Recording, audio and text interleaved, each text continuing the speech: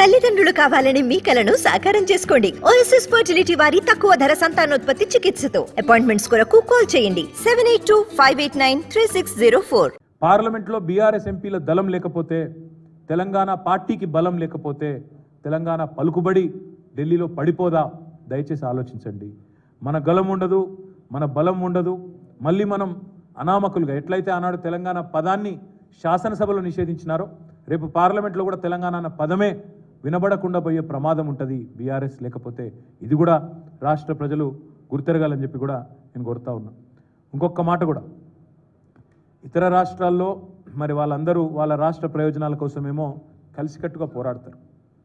ఇక్కడ రాజకీయంగా ఎన్ని వైరుధ్యాలు ఉన్నా తమిళనాడులో మళ్ళీ తమిళనాడు రాష్ట్ర ప్రయోజనాల విషయానికి వస్తే ఎంపీలందరూ ఒకటవుతారు.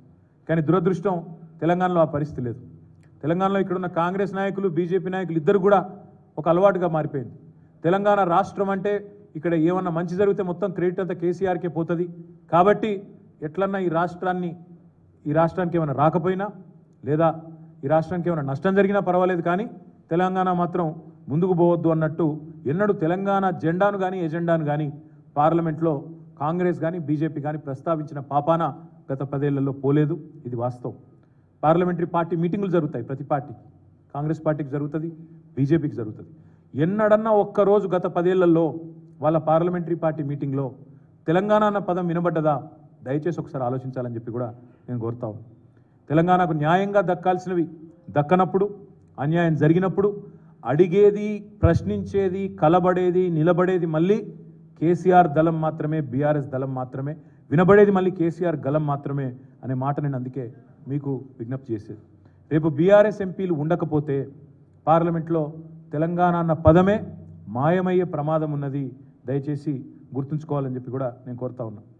కేంద్ర ప్రభుత్వాలు మీకు తెలుసు, ఇప్పుడు మీరు గమనిస్తూ ఉంటే ఒక విచిత్రమైన పరిస్థితి రాష్ట్రంలో. బండి సంజయ్ గారు రేవంత్ రెడ్డి పొగుడుతూ ఉన్నారు. ఇద్దరు మరిగా ఏదో అండర్స్టాండింగ్కి వచ్చినట్టే ఉన్నారు. మళ్ళీ చూస్తుంటే గతంలో కరీంనగర్, నిజామాబాద్ ఎన్నికల్లో ఎట్లయితే అంతర్గతంగా కలిసికట్టుగా పనిచేసినారో మళ్ళీ చూస్తుంటే ఏదో అంతర్గతమైన ఒక అండర్స్టాండింగ్కి వచ్చినట్టే కనబడతా ఉంది. అందుకే మేము అనేది వాళ్ళ ప్రయోజనాల కోసం ఎంతకన్నా పోతారు. కానీ తెలంగాణ ప్రయోజనాలు కాపాడాలి అంటే, తెలంగాణ ప్రయోజనాలు ఢిల్లీలో తప్పకుండా అక్కడ ఉండే విధంగా పనిచేయాలి అంటే ఆ పని కేవలం బీఆర్ఎస్ ఎంపీలు చేయగలుగుతారు తప్ప ఇంకెవరి వల్ల కాదు. అందుకే కేసీఆర్కు బలం ఇద్దాం, పార్లమెంట్లో తెలంగాణ గలం వినిపిద్దాం, గులాబీ దళాన్ని పార్లమెంటుకు పంపుదాం, ఢిల్లీలో తెలంగాణ బలాన్ని మళ్ళొకసారి పెంచుకుందాం. అదేవిధంగా తెలంగాణ అస్తిత్వాన్ని కూడా, గౌరవాన్ని కూడా కాపాడాలి అంటే తప్పకుండా మరి ప్రజలకు కూడా నేను విజ్ఞప్తి చేస్తూ ఉన్నా. మొన్న జరిగింది సరే, అక్కడ చిన్న కారణాలు అవన్నీ కూడా సమీక్షించుకుంటున్నాం. ఏవైతే మార్పులు చేర్పులు పార్టీ చేసుకోవాలో అవన్నీ కూడా చేసుకుంటాం. మా వల్ల జరిగిన చిన్న పొరపాట్లు, చిన్న లోటుపాట్లు వాటన్నిటిని కూడా సరిదిద్దుకునే దిశగా మేము కూడా మా పార్టీలో అంతర్గతంగా కార్యాచరణ కూడా మేము మరి ప్రారంభించుకున్నాం. తప్పకుండా ఆ కార్యక్రమాన్ని కూడా రాబోయే రోజుల్లో ఆ ఫలితాలు కూడా మీరు చూస్తారు. కానీ ఇక్కడ తెలంగాణలో ఒక విచిత్రమైన పరిస్థితి ఉంది. గత నెల రోజులుగా కొత్త ప్రభుత్వం ఏదైతే వచ్చిందో మరి అధికారం కోసమేమో అడ్డగోలుగా హామీలు ఇచ్చినారు.